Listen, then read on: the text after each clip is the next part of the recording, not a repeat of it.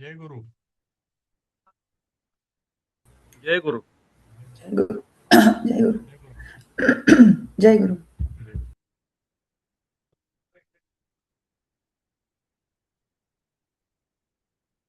आता हे आजचं हे आपलं सिलेबस तर संपून जाईल आपला आता आज. हो, हा, तर मग रिव्ह्यू जो घ्यायचा तो कसा घ्यायचा आपल्याला पुढे आता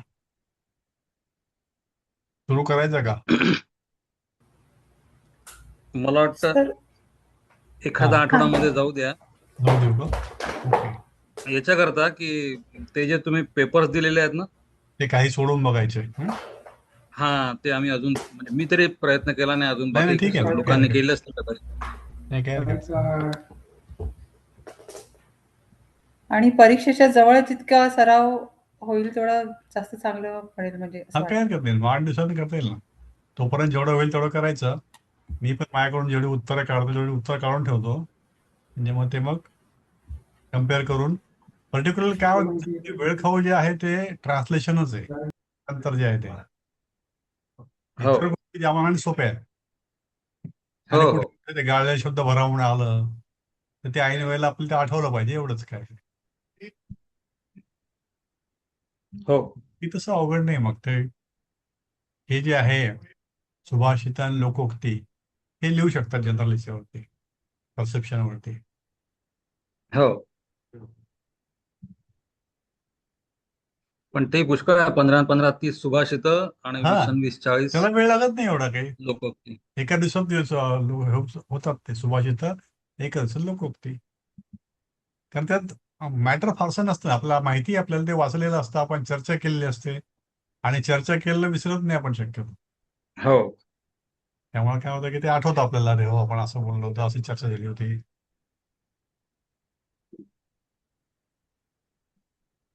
ठीक आहे, संपूर्ण घेऊ का आता याला?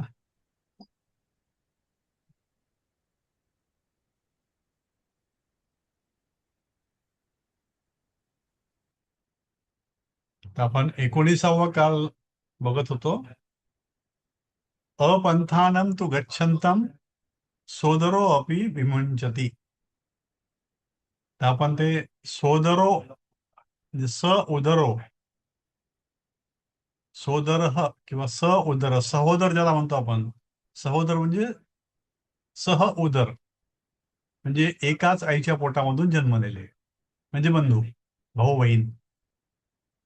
त्याला सहोदर म्हटलं जातं आपल्याकडे संस्कृतमध्ये. सोदर हा शब्द आहे त्याला, स उदर हा. आणि त्यातून मग सोदरो अपि शब्द बनला, विमुंचती, सोडून जातात. आता हे जे आहे त्यांनी सांगितलं की तुम्ही जर चुकीच्या मार्गाला गेलात.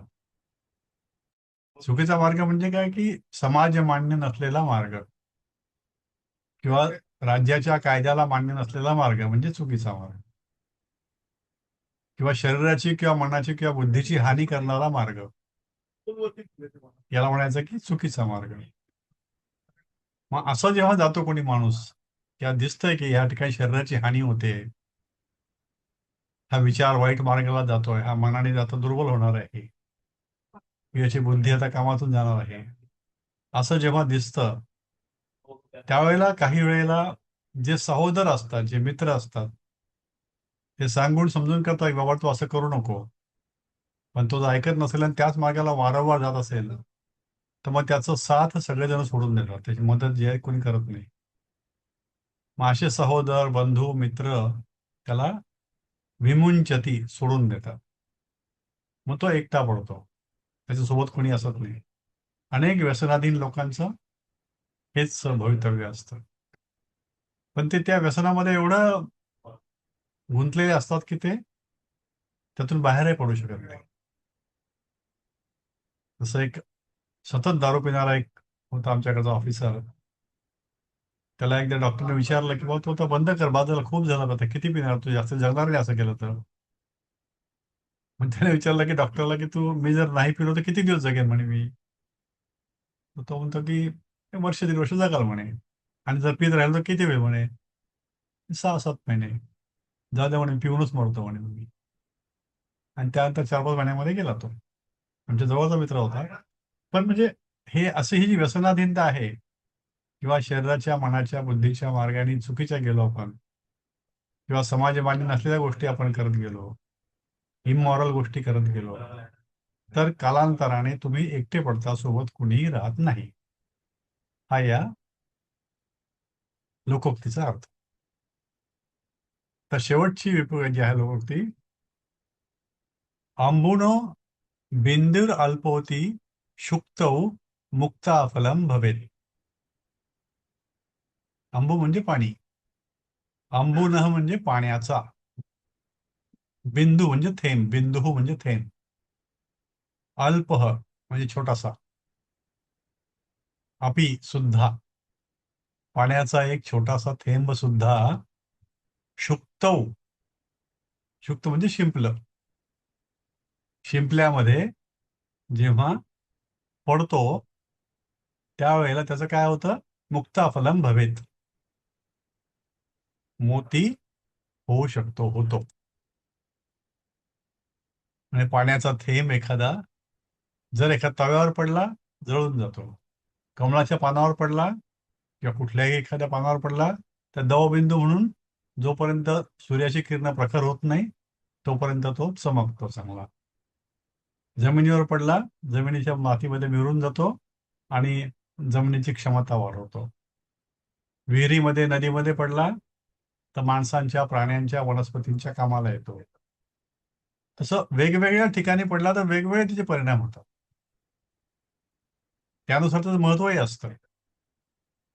तर आपण जेव्हा मोती म्हणतो तर मोत्या, नैसर्गिक मोती ज्याला म्हणतो आपण, तर हा नैसर्गिक मोती माणसाच्या दृष्टीने खूप महत्वाचा आणि मौल्यवान असतो. कारण ही पण एक नैसर्गिक प्रक्रियाच आहे. निसर्गाला त्याचं काही फार महत्व नसतं. पण हे नैसर्गिकरित्या बनलेला मोती हा खूप कमी असतो, फार कमी प्रमाणात बनतो आणि म्हणून त्याची मागणी खूप असते आणि ते टिकतात पण खूप, चमकदार पण खूप असतात. जे कृत्रिमरित्या केलेल्या मोत्यांपेक्षा नैसर्गिक मोती जो असतो तो चमकदार असतो, जास्त काळ टिकतो आणि केव्हा केव्हा त्यातला रंगछटा पण असतो. तर असा हा मोती हा माणसाला आकर्षित करतो, म्हणून तो मौल्यवान असतो. म्हणून तसा जर मोती तयार होत असेल तर आपण त्याला खूप महत्व देतो. म्हणून हा श्लोक सांगतो आपल्याला की पाण्याचा थेंब कुठे पडला याच्यावरती खूप महत्व असतं. एखादा थेंब छोटासा का होत नाही, जेव्हा दोन शिंपल्याच्या मधोमध पडतो आणि शिंपला बंद होतो तेव्हा कालांतराने त्याचं रूपांतर मोत्यामध्ये होतं आणि तो मौल्यवान मोती असतो, नैसर्गिक क्षमता असलेला मोती असतो. तर हे ह्या लोकोक्ती म्हणून सांगितलेलं आहे की ज्या वातावरणामध्ये माणूस, प्राणी, वनस्पती वाढतो त्याप्रमाणे त्याचं महत्व असतं. एखादा असतो त्याला शिक्षण मिळत नाही, तो मग आळाने राहतो, त्याला व्यवहार कळत नाही, कष्टाची कामं करतो. थोडा कमी शिकलेला असतो तो कमी महत्वाची कामं करतो आणि आयुष्यात चांगल्या प्रकारचा बऱ्या प्रकारे जातो. जो अधिक ज्ञान मिळवतो, अधिक कौशल्य मिळवतो, तो अधिक चांगल्या प्रकारे आयुष्य जगू शकतो. तर ज्याला जी संधी मिळते त्या संधीचा तो जो फायदा घेतो, त्या फायद्यानुसार त्याचं आयुष्याचं रूपांतर बनतं आणि मग त्याला आपण यशस्वी आयुष्य किंवा अयशस्वी आयुष्य किंवा टाकाऊ आयुष्य म्हणतो, क्षुद्र आयुष्य म्हणतो. मग ते हे हे आयुष्य क्षुद्र आहे किंवा हे श्रेष्ठ कसं, की त्याच्यामुळे आपण ते ज्ञान आणि सामाजिक दर्जा यानुसार आपण त्याची मोजपट्टी लावून ठरवतो. तर हे असे अंबुन बिंदूर अल्पोपी शुक्तो मुक्ता फलम भवे. परिस्थितीनुसार व्यक्तीचं किंवा कुठल्याही सजीव प्राण्याचं महत्व वाढतं किंवा कमी होतं. एखादा कुत्रा असतो, तो रस्त्यावर फिरतो, त्याला खायला मिळत नाही, असाच बारीक हळकुळा राहतो. एखादा असतो, एखाद्या चांगल्या घरात जातो, खायला प्यायला चांगलं मिळतं, गरीलठ्ठ बनतो, सुखात आयुष्य जगतो. कुठल्या वातावरणात कोण जातो आणि कसा राहतो, कसा वाढतो, ह्यावरच त्याच्या आयुष्याचं कालगणना अवलंबून असते. अजून काही सांगायचं कोणाला यावरती? हे 19चं होतं त्याचं उलट पण उदाहरण आहे, म्हणजे चांगलं उदाहरण आहे. हो आपलं सर्वात वाल्या कोळीचा वाल्मिकी हो झाला. हो हो हो ते तसं आहे की ते घरचे सगळे म्हणले तुझ्या पापात आम्ही नाही सहभागी, चालला जातो काय पण हो कर, आम्हाला हो नाही माहिती. हो तो जातो, त्याला पश्चाताप होतो, तो तप करतो हम्म. आणि पूर्ण आपल्याला रामायण आज बघायला मिळतं. ते नाही, तो वाल्मिकींनी तप लिहिलं करतो तसं. म्हणजे काय होतं की तो जेव्हा परत येतो त्याने त्या नारद मुनींना ओलीच ठेवलेलं असतं ना, हो की मी इथपर्यंत तू जायचं नाही. म्हणतो ठीक आहे, मी जात नाही, तू विश्वास ठेव माझ्यावरती.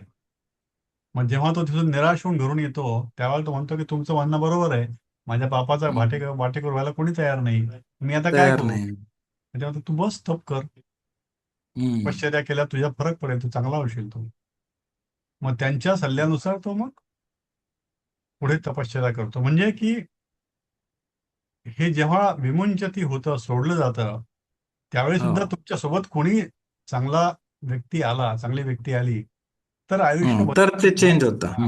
दुसरी गोष्ट की त्याची स्वीकारण्याची तयारी पाहिजे. त्या वाल्या कोळ्याने स्वीकारलं म्हणून ते पुढे झालं. तेव्हा ते गेले बा, मला काही घेणं नाही मुलाबाळाशी, माझा मी इथं मारतो आणि माझा पैसा कमावतो, माझा मी एकटा जगेन.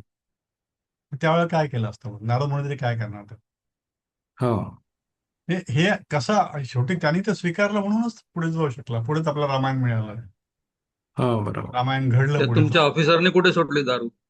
नाही, तेच ना, म्हणजे त्याचं ते तुम्हाला माहिती पण असं आहे का, तो दुलाजी शिंदे म्हणून होता आमच्याबरोबर. तो विदर्भातलाच होता, तो रिसोडचा होता. हो का? हम्म. अच्छा तो माझा म्हणजे कडा म्हणून गाव बीड जिल्ह्यामध्ये, तिथं माझा तो रूममेट होता काही दिवस. अच्छा अच्छा. नंतर तो खूपच प्यायला लागला होता. आधी येऊन प्यायला केव्हा केव्हा यायचा घरी, पण नंतर खूपच वाढलं. ओके, पण हे असं. आयुष्यभराची त्याची नाही पण त्याची वाटसरू मारण्याची सवय सोडून हा जपाला त्यांचं लागला.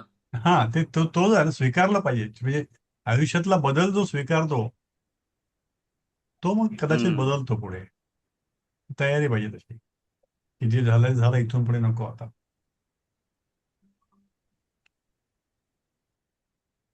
तर हे बंद करू आपण आता. आपण एखादा हे हा बोला. हे जे विसावा जे आहे ना, हा हा अंबुनो बिंद्र, हा बिंदूर अल्पोपी. योग्य वातावरण व संधी मिळाल्यास अल्पशा गोष्टीतूनही मोठी उपलब्धी किंवा हो उपलब्धी होते. हो हे हे उदाहरण आपल्याला पंतप्रधान नरेंद्र मोदींसाठी पण उपयुक्त पडतंय बघा. हम्म. योग्य वातावरण आणि संधी मिळाली त्यांना. हो, आहे, खरं आहे ते. संधी मिळाल्याबरोबर त्यांनी हो, त्यातलं सोनच केलं. खरी गोष्ट आहे ते. नाहीतर इतक्या असे ह्याच्यानं खूप. असलेला मनुष्य वीस हो हो. वीस 20 वर्ष चीफ मिनिस्टर राहतो आणि नंतर पंतप्रधान पण होतो. हम्म. ही संधी मिळाली आणि त्यांनी त्याचं सोनं केल्याचंच त्याचं उदाहरण सोनं आहे. केलं. हो, विवेकानंदांचं पण तसंच होतं. त्यांना त्या ठिकाणी मार्ग मिळाला. मार्ग मिळणं महत्वाचं आणि मार्गाचा तो स्वीकार करायचा की हा मार्ग माझा आहे. म्हणजे आयुष्यामध्ये अनेक टर्न जेव्हा मिळतात तेव्हा तो टर्न समजला पाहिजे आणि स्वीकारलं पाहिजे आपण, की नाही, मला हे आवश्यकता आवश्यक आहे, हे केलं पाहिजे. तेव्हाच ते चांगला रिझल्ट देतं.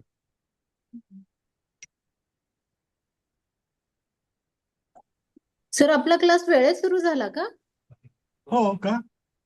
नाही आली ते नाही प्रसाद परांजपेंचा मेसेज होता ना काय म्हणून?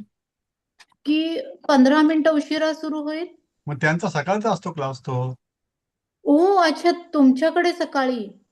हा, नाही, हा आमच्याकडे सकाळी. हा, बरोबर आहे. अच्छा. ओ नाही, सॉरी. मला वाटलं आमच्याकडे सकाळी म्हणून मी उशिरा जॉईन झाले. हा, नाही, ठीक आहे. फक्त एवढं आम्ही एकच वेळा जातो. तेवढा आम्ही डिस्कस केला हो. आता. Okay okay. पोपी त्याचा म्हणजे तुम्ही 20वा ऐकला ना, तो डिस्कस केला तो. कधी आत्ता केला का? नाही आता ठीक आहे आता सर, मी रेकॉर्डिंग ऐकीन मी. माहिती आहे, अर्थ तेवढाच आहे की संधी जर चांगली मिळाली तर माणसाला त्याची प्रगती करता येते. जसं शिंपल्यामध्ये जेव्हा पाण्याचा एखादा छोटा थेंब पडतो त्यावेळी त्याचा मोती बनतो. तो तव्यावर पडला त्याचा मग जळून जातो. झाडाच्या पानावर पडला तर तो एक दवबिंदू म्हणून राहतो. रस्त्यावर पडला तर तो धुळीमध्ये मिळतो. विहिरीमध्ये किंवा नदीमध्ये पडला तर लोकांच्या प्राण्यांच्या कामाला येतो पिण्याकरता वगैरे. अच्छा.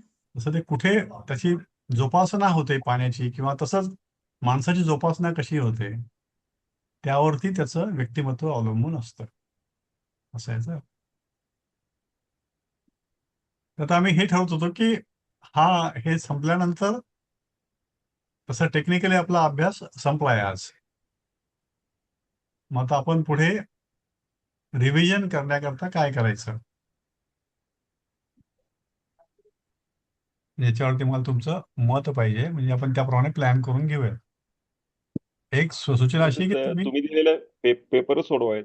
हो नाही 8 एक दिवस समजा आपण गॅप घेऊन तुम्ही आधी ट्राय करता का घरी, मग आपण हा 8 दिवसानंतर पुन्हा एकत्र येऊन मग सगळं करायचं का? की हो, कसं तसंच बेटर राहील, हो कारण सर. की हा. एक माहिती प्रयत्न पडायला तुम्ही पाहिजे की आपल्याला किती हा येतं नाही येत आहे. ऍटलिस्ट एक आणि प्रयत्न मग करून पाहू. त्याच्यात त्याच्यात शंका राहतील, मग ते चुका शंका होण्याची समाधान शंका टाईपच काय बेटर जमलं राहील. नाही काय जमलं नाही त्याप्रमाणे आपण बरोबर मग ते बरोबर बरोबर आय थिंक करूया तसंच तसं. करूया. ठीक. मग आता आपण काय घ्यायचं? सर एकच विचारायचं हो होतं. बोला. सरांनी मध्ये विचारलं होतं परीक्षा 27 तारखेला घेतली तर चालेल हो ते का? तर अजून ते त्यांचा निर्णय तर नाही आला अजून, पण अच्छा. कदाचित सजेशन गेलं असेल सरांकडून. कारण बऱ्याच लोकांचं असं होतं ना की मागणी होती की महालक्ष्मी आहेत हे आहेत त्यामुळे परीक्षा पण मग व्हाव्यात म्हणून. ॲज ऑफ 20 धरून चालायची आणि नंतर मग अपडेट झालं तर मग कळेल असं सध्या करायचं तरी का? आपण धरून चालू की 20 तारखेलाच राहील. अच्छा. 19 तुमचं 20 आमचं 19-20ला सध्यापासून गृहीत धरून चालू. तर मग तुम्ही आता घरी अभ्यास करा, तुम्हाला काय काय अडेल किंवा काय वाटलं तर ग्रुपवर टाका, आपण त्याच्यावर चर्चा करू शकतो. आणि आता काही घ्यायचं असेल तर घेऊ शकतो आपण काही. हे काय आहे इथे भाग 2 प्रवेश पुस्तक आहे.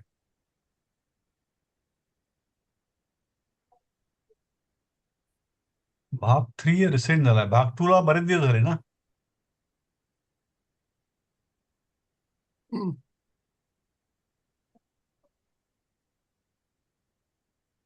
सर ते मी तुम्हाला 2 दिवसापूर्वी एक शंका विचारली होती ना ते प्राप्तानीसाठी. हम्म, हम्म, हम्म. तर मग ते तुम्ही मला पाठवलं प्राप्तचं कसं झालं, पण ते नी जी आहे मग ते नपुसकलिंगी प्रमाणे जसं आपण वन चालवतो तसं ते विशेषण होऊन मग ते तसं प्राप्तानी झालं का मग? नाही, प्राप्तानी हे रूप आहे त्याचं, म्हणजे कसं की ते अच्छा. क्रियापदाचं बनलेलं रूप आहे ते. अच्छा, नी हे मला ते कारण जो नी लागलाय त्याला ना तर ते त्याच्याबद्दलच मला शंका होती की नी कसं काय आलं मग प्राप्तानी. लावतो मी. ते कारण कुठल्या म्हणजे काळामध्ये कसं आपण ते वापरतो म्हणजे ते धातुसारीच आहे ते. अच्छा. तर ते क्रियापदाच्या रूपात आलंय ते. ओके, कारण तसं कधी गेल्याचं मला म्हणजे आठवत नव्हतं म्हणून मी ते हा. विचारले. नी कसा आला त्याला प्रत्यय तो?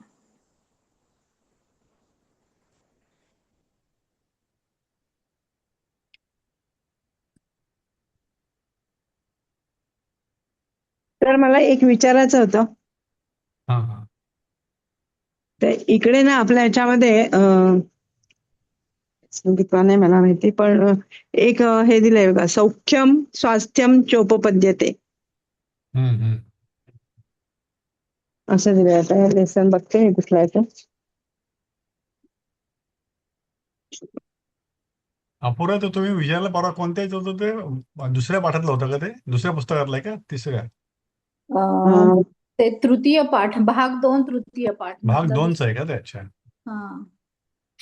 ते म्हणजे हा, मराठी माझं पण अनुवादच आहे सर ते म्हणजे हो आपल्याला हा, माझं संस्कृतमध्ये पण नव्हतं त्यातलंच ना. आहे सर. हा हा मी पण त्यातलंच विचारते. 19 ब आहे त्याचं, ओके. सौख्यम स्वास्थ्यम चोपपद्यते. तर त्यांनी काय दिलंय तिथे भाषांतर, आणि सुख तसेच आरोग्य प्राप्त होते. हा हा ओके. तर तर ऍक्च्युली म्हणजे हे आधीचं जे वाक्य आहे, सूर्यनमस्कारेण शरीरे हो बलम वर्धते, हो त्याच्या पुढचं हे आहे की सूर्यनमस्काराने तुम्हाला सुख हो आणि स्वास्थ्य लाभते, असं हो म्हणजे की हो म्हणजे आरोग्य प्राप्त हो होते. हो हो तर मग ह्यानी नुसतंच आणि सुख तसेच आरोग्य, तर मला ते थोडंसं हे वाटलं, म्हणून मला फक्त कन्फर्म करायचं होतं की मी काय केलंय, कंसामध्ये सूर्यनमस्काराने लिहिलं आणि सौख्य आणि आरोग्य प्राप्त होते, तर हे बरोबर होईल. कंसामध्ये आणि लिहिलं का? नाही नाही, कंसामध्ये सूर्यनमस्काराने लिहिलं, कारण तुम्हाला काय त्यांनी माहिती, तिथं ते तुम्हाला काय लिहिलेलं माहिती आहे ना. नाही, तुम्हाला काय माहिती ते सूर्यनमस्कार? कारण परीक्षेमध्ये येईल तेव्हा का असं वाक्य नुसतं येईल ना, ते च येईल हो, नुसतं ते. हा होय, पण हा. त्यावेळेला तुम्हाला माहिती पण असणार नाही. च नाही चालेल सर इथे. त्यांनी नाही कसं दिलं, नुसतं सौख्यम स्वास्थ्यम लिहिलंय त्यांनी. अच्छा, सौख्यम स्वास्थ्यम च हा, नाहीये. नाही नाही नाही, ओके. आणि जरी समजा च नुसतं असलं तरी सौख्यम सौख्य आणि स्वास्थ्यम. नुसतं सौख्य आणि स्वास्थ्य असंच होईल ते. हो, मग सूर्यनमस्कार काही घेणं पण नाही ना मग आपल्याला, काय संदर्भ सौख्य त्यावेळेला. आणि आरोग्य, हम्म. सुख आणि आरोग्य प्राप्त होते, एवढंच लिहायचं मग. थोडं करायचं.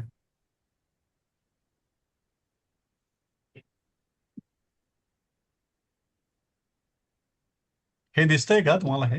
19 हो दिसतंय. हम्म. तुमच्या किती कोणत्या पाठातलं आहे ते? तर, माझं प्रवेश भाग 2 द्वितीय पाठ आहे सर. द्वितीय पाठ. हा, 6 ते जे प्रथम लिहिलेलं आहे ना, त्याच पाठामध्ये.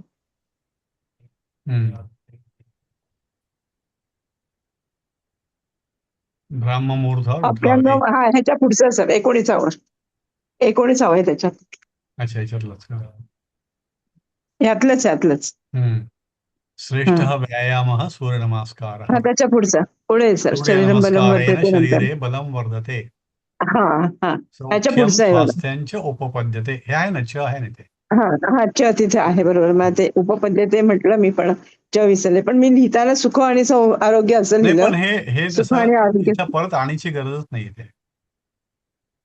सौख्यम म्हणजे स्वास्थ्यांचे उपपद्यते म्हणजे सुख हो, आणि आरोग्य प्राप्त होते, एवढंच पाहिजे.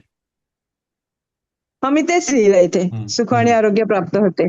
पण त्यांनी कसं दिलंय ना, आणि सुख तसेच आरोग्य प्राप्त होते, तर नाही, म्हणून गरज मी नाही. म्हटलं की मी हे असं करते ते बरोबर आहे का असं. तुम्ही जे केलं ते बरोबर आहे. हा सुख आणि आरोग्य प्राप्त होते. हा, हं. कारण अजून पण मला एकच च असे आहे ना, काय काय. एकच च असल्यामुळे काय की ते आणि हे च का बरं घेतलं त्यांनी? सौख्य आणि स्वास्थ्य दोन गोष्टी घेतल्या म्हणून. च उपपद्यते हं, म्हणून, हं, हं, च उपपद्यते म्हणून आणि घेतलं. बरोबर. आणखी मला ह्याच्यामध्ये काय काय आहे शंका जरा ह्याच्यात नाही, आता करू ना आपण काय वाक्यांमध्ये. काय असतं ते. हो. हं. आणि आपण वांछतीच्या ऐवजी आपण इच्छामी म्हटलं, इच्छती म्हटलं तरी चालणार आहे ना? चालतं. हो. हा, तर गणपती बसतील त्या आठवड्यात क्लासला सुट्टी असेल ना? नाही, तसं आता सुटी आहेच आहे तशी बेसिकली. आता आपल्यावर अच्छा. अवलंबून आहे पुढे काय अभ्यासाकरता घ्यायचं आपण ते. ओके. आपण प्लॅन करायचा होता. तुम्ही सगळे म्हणून सांगा मला की आपल्याला कशा प्रकारे रिव्ह्यू घ्यायचा सगळ्या. कारण दुसरं आणि तिसरं पुस्तक जे वाचायचं आपल्याला, ते सुरुवातीला तुम्ही घरी वाचून घ्या एकदा. पहिलं रिडिंग, सेकंड रिडिंग करून घ्या. आणि 2 रिडिंग नंतर तुम्ही ठरवा की आपल्याला किती सोपं किंवा किती अवघड जात आहे. मग त्यानुसार मग प्लॅन करू आपण की आता काय. काही लोकांना पटकन समजायला, काही लोकांना वेळ लागेल. ज्यांना वेळ लागेल ते म्हणते नाही आपण चर्चा करू याच्यावर काय ते. मग आणखी एक पर्याय म्हणजे मग ग्रुप तयार करून तुम्ही मग त्यात शेअर कराल का? ज्यांना कळलं त्यांनी, मग ज्यांना नाही कळलं किंवा कमी कळलं त्यांना सांगाल का? असंही होऊ शकतं ना. हो. मग त्या ठिकाणी ग्रुप करत असेल तर मला सांगा तसं, म्हणजे माझ्याकडे सगळ्यांचे नाव आहेत, मी तसं ग्रुप करू शकतो.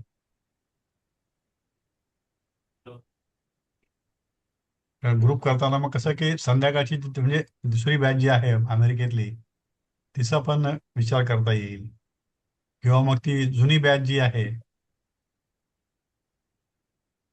2025ची, तिचा पण विचार करता येईल. अपूर्वा, तुमचा कोणता प्रश्न होता तो? कुठे होता ते? ते तर ती लोक नाही, बघू किती सापडे. आणि हे आहे ना, सापडा काय म्हटलं? लोक लोकोक्ती आणि श्लोक हा त्याचा संधी पण लिहायच्या आहेत का त्याच्या? नाही नाही नाही नाही, त्यात फक्त आपण जसं मागच्या वेळी केलं ना, की जे काय हा असेल त्याचं अन्वय अर्थ दोन भाग अन्वयार्थ. करायचे, अर्थ आणि भावार्थ. अर्थ अच्छा. म्हणजे शब्दांप्रमाणे असलेला अर्थ, आणि मग हं, आपले जे विचार असतात त्यावरती उदाहरण असेल एखादं, तर ते आपण भावार्थ याच्या हं. खाली आपण लिहू शकतो. पण ते अच्छा म्हणजे त्यांनी संधी करून दिलेले ते वाक्य असतं ते नाही लिहिलं तरी चालेल का? संधी कोणी करून दिलेलं वाक्य जे आपण अर्थ कळावा म्हणून दिले ते शब्दार्थ का? हा, ते देतात ना. एक मिनिट.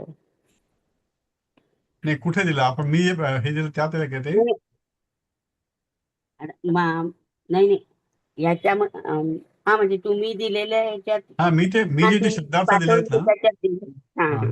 ते आपल्याला समजावं म्हणून दिलेत ते. अच्छा हा. म्हणजे काय होतं, वाक्य असं संस्कृत मधलं वाक्य जर आपण वाचलं, आता फॉर एक्झाम्पल हे असं जर एखादं वाचलं, शेवटी वाचलं,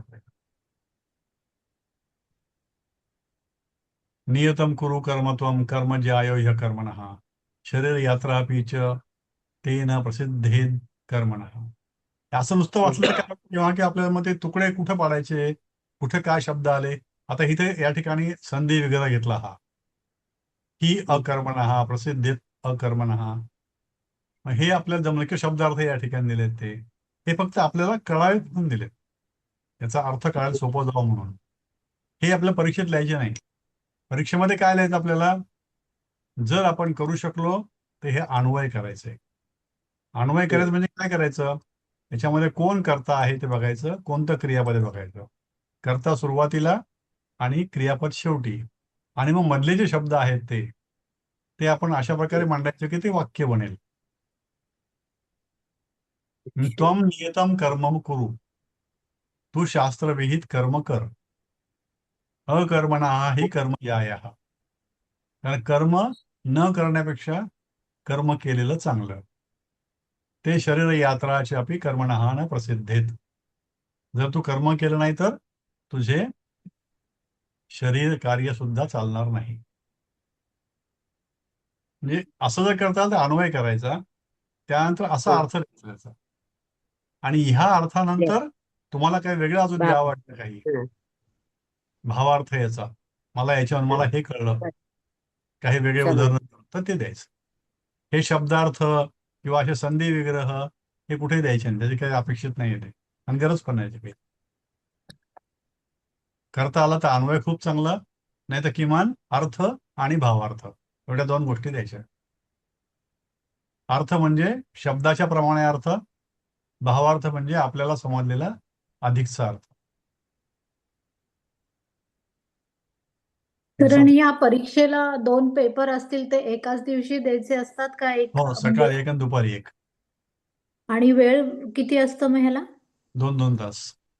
अच्छा, ओके. 10 ते 12 असेल आणि 2 ते 4 असेल असं मला अंदाज मला. बरं. फक्त 4 तास बसण्याची आणि मराठीमध्ये लिहिण्याची सवय आपल्याला करून घ्यावी लागेल. दोन्ही गोष्टी अवघड झाल्या का आता, म्हणजे मराठी लिहिण्यास सवय नसते आपल्याला राहिली एवढी आता. जास्तीत जास्त बऱ्याचदा आपल्याला ते इंग्रजी लिहिण्यास सवय असते, आणि त्या इंग्रजी लिहिण्यामध्ये कसं की त्याला अक्षराचं काना मात्रा उकार काही नसतं. इथे मात्र असतं, आणि ते बरेचदा पहिली वेलांटी दुसरी वेलांटी उकार वगैरे विसरून गेलेलं असतं. तर थोडंसं एक सवय करणं आवश्यक आहे लिहिण्याची. रोज अर्धा एक तास का होत नाही, एक 100 पेजेसची वही किंवा मोठी वही घेऊन याच्यावर प्रॅक्टिस करायची. हे जेवढे संस्कृत वाक्य आहेत ना हे निश्चितपणे तुम्ही तर लिहा. तुम्ही रिव्हिजन म्हटलं घेताल ना? हो, तेच म्हणलं, रिव्हिजन घ्यायचं म्हणजे मी काय करायचं हे तुम्हाला सांगायचं. काय होतं की प्रत्येक जण मागच्या वेळेस वेगळं. मागच्या वेळेस कसं केलं होतं तसंच केलं जर तरी तुम्हाला चालेल. वाटत असेल की पाठ पुन्हा एकदा घ्यावे सगळे पहिल्यापासून, तर आपण क्विक रिव्ह्यू घेऊ शकतो. रोजचे 2 किंवा 3 पाठ आपण पूर्ण करू शकतो. चालेल. काही दिवस तुम्ही तयारी, 8 दिवस तुम्ही प्रश्नपत्रिका करून बघता का? 8 दिवस तुम्ही वाचून हा बघता का काय आहे ते, आणि मग 8 दिवसानंतर तुमची जी काय तयारी, 8 दिवस म्हणा 5 दिवस म्हणा, तुम्ही मेसेज टाका ग्रुपवर की आपल्याला अमुक दिवशीपासून रिव्हिजन सुरू करायची. त्या दिवशी सुरू करू आपण, आणि त्यावेळेला मग तुम्ही सांगा मला की हे अशा प्रकारे करायचंय. जर तुम्हाला वाटलं की ही वाक्य परत घ्यावीत, हे वाक्य नाही कळलं, तेवढं रेफरन्स टाका, हे वाक्य मी ग्रुपवर क्लॅरिफाय करील, आपण वर्ग घेऊ, त्यावर करू, कसंही करता येईल. म्हणजे माझ्याकडून काही प्रॉब्लेम नाही. फक्त कसं की प्रत्येकाची आता समजण्याची पद्धत वेगवेगळी असेल. मग जो ज्या प्रकारे समजला असेल त्या प्रकारे त्याची आवश्यकता असेल पुढच्या रिव्हिजनची. मग एकंदरीत आपण ठरवू की बुवा ज्यांना समजलेलं जास्त आहे, ज्यांना समजलेलं कमी आहे, त्यांच्याकरता ग्रुप करायचा किंवा वर्गात यायचं किंवा एकत्र डिस्कस करायचं. कारण बरेचदा काय असतं की आपण गॅप घेतलेला असतो, कुठेतरी गेलेलो असतो, 8 दिवस आपला अभ्यास केलेला असतो, आपण ऐकलेलं असतं, तेव्हा ते कळलेलं नसतं आपल्याला काहीतरी. मग अशा वेळेला आता एक वेळ आहे परीक्षेची, तर आपण मग ते समजून घेऊया सगळ्या गोष्टी. हे जे विभक्ती टेबल आहेत हे मात्र सगळे एका ठिकाणी कुठेतरी लिहायचे, लिहिले नसतील तुम्ही तर एका वहीमध्ये, आणि हे रोज किमान एकदा तरी बघायचे. याच्यामध्ये एक संगती असते किंवा बदलण्याची एक प्रक्रिया असते. इथे आपलं आपोआप कळतं नंतर ते द्विवचन त्या मानाने सोपं असतं, मग एक वचन ते बहुवचन काय काय असतं हे, आणि कशा प्रकारे टेबल मांडायचा. असा जसं आहे तसंच एक वचन, द्विवचन, बहुवचन, प्रथमाते संबोधन. आता इथे उजवीकडे लिहिलंय, काही लोक डावीकडे लिहितात.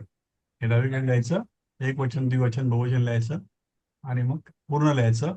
आणि ह्या टेबलला मग मध्ये अशा रेघा मारायच्या, म्हणजे दिसायला छान दिसतं. काही लोक ते रंगीत पण करतात. एक एक रंगीत म्हणजे रेघांचा रंग वेगळा.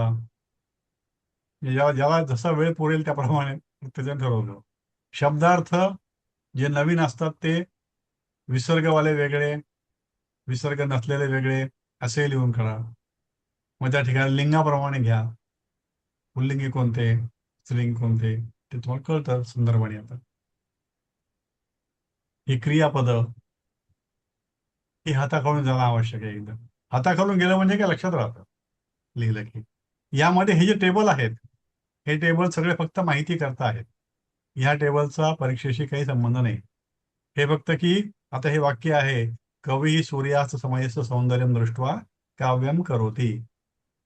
तर हे याचं प्रत्येक शब्दाचं काय व्याकरण आहे हे समजावं म्हणून दिलेलं आहे. हे तुम्हाला गरज वाटलं तर वाचा, नाहीतर मग याचं हा संस्कृतचा शब्द वाक्य आणि याचं मराठी रूपांतर, भाषांतर, एवढंच फक्त बघा. हे सर गाळलेल्या शब्दांमध्ये आलेलं आहे.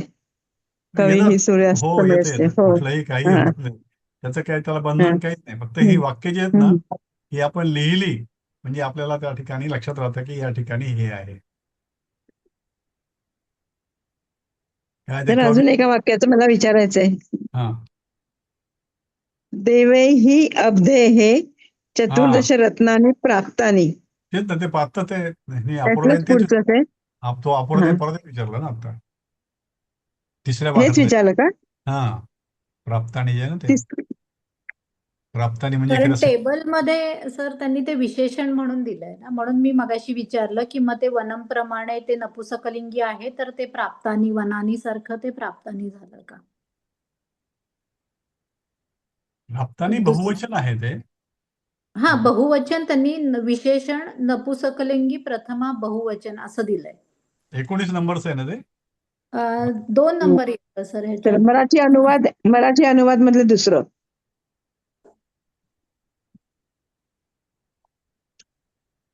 ते ह्याच्यातलं बघू पुस्तक. हे नाही ते मग तृतीय पाठ. ते पाठ संपल्यानंतर आहे ना भाग ते. 2 तृतीय पाठ सर. भाग हा, 2 तृतीय पाठ. हा तृतीय पाठच आहे हे. ते 12 नंबरचं येतं पुस्तक, मराठी पाठ्यपुस्तकाप्रमाणे अनुवाद. 12 नंबर आहे अच्छा, सर. यांनी काय घेतलं त्याच्यावर हा इथं त्यांनी परत ते 10 नंतर 1 2 3 4 सुरू स्लाइड केलंय. नंतर स्लाइड मध्ये काय घेतलं त्यावर हो पण एक मिनिट हा. सांगूया. ते मी तुम्हाला पीडीएफ वरनं सांगते सर. पीडीएफ मध्ये काय नंबर आहे? पीडीएफ वरनं सांगते. हा किती नंबर आहे तो? 2 नंबर. मराठी अनुवाद दुसरा सुरू झाला. मराठी हा. अनुवाद अच्छा 2. मराठी नंबर 2 मध्ये आहे का ते? अच्छा, आता आला हा. हो, आता हो. आलं होतं सर. आता आलं होतं एक पेज. गॅप आपलं होतं. हा याच्यात आहे, त्याच्यानंतर दुसऱ्या याच्यात. कपे दुसऱ्या कपे हे याच्यात. नंतर कपे हे नंतर लगेचच आहे सर. अजून खाली यावं लागेल. हा 12 अजून पाठ. हा दोन आलं मध्ये, दोन त्याच्यानंतर मध्ये. हा सर हे देव हा, ही हे सर, हे. अब्धे चतुर्दश रत्नानी प्राप्तानी. हा. आता हे प्र आणि आप हे तर आप म्हणजे मिळणे हे बरोबर आहे. आता ह्याचं रूपांतर विशेषण म्हणून आहे असं नाही, पण हे आता इथे कसं झालेलं आहे, हे विशेषण केव्हा वापरायचं आणि कुठे कसं आहे ते बघा. तेव्हा काय देवैहि अब्धेः चतुर्दश रत्नानी प्राप्तानी. देवांकडून असं यांनी जे कर्मणी प्रयोग केले त्याप्रमाणे देवांकडून समुद्रामधून 14 रत्ने मिळवली गेली. म्हणजे हे कर्मणी प्रयोगात असल्यामुळे. आता विशेषण मध्ये कसं होतं, प्राप्तानी चतुर्दश रत्नानी. पुढे काय वाक्य करता येईल त्याला आता, म्हणजे मिळालेली 14 रत्ने. देवांनी मिळवली. देवाने मिळवली हे झालं आहे. नाही नाही, मिळवलेली 14 रत्ने. इथे हा अच्छा. प्राप्तानी चतुर्दश रत्नानी समुद्रातून मिळवली. देवा हा स्वर्गे अनयती. अच्छा, नेली. ओके. असं जेव्हा होईल ना ते, की प्राप्तानी म्हणजे मिळालेली 14 रत्ने. आता इथे काय झालं की देवांनी मिळवली, देवांकडून मिळवली गेली, हे ठीक आहे, कर्मणी प्रयोग केला म्हणून होतं ते. इथे हे क्रियापद म्हणून आहे. पण ह्याचं जो जेव्हा विशेषण म्हणून केव्हा उत्तर होईल, की जेव्हा प्राप्तानी मिळवलेली 14 रत्ने देवांनी स्वर्गाला नेली. प्राप्तानी चतुर्दश रत्नानी देवः स्वर्गे अनयती. स्वर्गाला नेली. तर त्यावेळेला मग ती विशेषण म्हणून प्राप्तानी येईल ते. हो. नाही, माझा प्रश्न हा होता की सर त्याला नी हा जो लागलाय ना उपसर्ग, ते नी कसं काय आलंय? कारण जसं आता आपण गत्वा वगैरे जसं ते कुत्वा प्रत्यय, तर ह्याच्यात ते तुम्ही जे मला पाठवलं त्यात ते तसं झालं आप, पण ते नी जे आहे ते आता ह्यांनी विशेषण नीची दिलं काहीतरी प्रक्रिया म्हणून आहे. माझ्या नाही, विशेषण ठीक आहे, विशेषण म्हणून इथं उपयोग नाही याचा. विशेषण म्हणून उपयोग वेगळा करता येतो. आता तुमचा प्रश्न आहे की नी कसं बनलं ते. प्र आणि हा हा आप जे आहे ते आपचं तर रूपांतर म्हणजे प्र आणि हे आप चत- लागतं. प्राप्तानी कसं बनलं ते व्याकरणिक हा, हा. प्रक्रिया काय ते बघावं लागेल मला तर. सर हे चतुर्दश रत्नानी आहे ना, म्हणून प्राप्तानी आलंय. हो, ते कारण की बरोबर आहे. कर्मणीमध्ये म्हणजे याचा अर्थ की कर्माप्रमाणे क्रियापद हो. आपण वापरतो. हे नाही, चतुर्दश रत्नानी आहे. रत्न तर बरोबर आहे. त्याच्याप्रमाणे हे प्राप्त, क्रियापद बरोबर आहे प्राप्तानी आलंय. तुमचं म्हणणं. प्राप्त जे आहे ना, ते प्राप्तचं बहुवचन प्राप्तानी आहे का हे बघावं लागेल. चतुर्दश रत्नानी प्राप्तानी म्हणजे इथं नी आलं म्हणून पुढे नी यावं असं नाही म्हणतायत त्याला.